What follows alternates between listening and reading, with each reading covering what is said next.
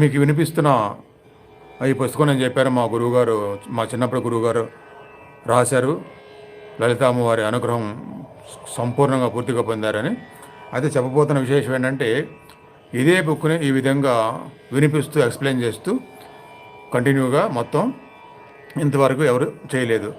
ఏదో ఆశ్రమంలో ఈ బుక్ని ప్రింట్ చేశారు, అక్కడికి రెగ్యులర్గా వచ్చే భక్తులకి ఇస్తున్నారు తప్పితే ఇలా ఎవరు చేయలేదన్నమాట.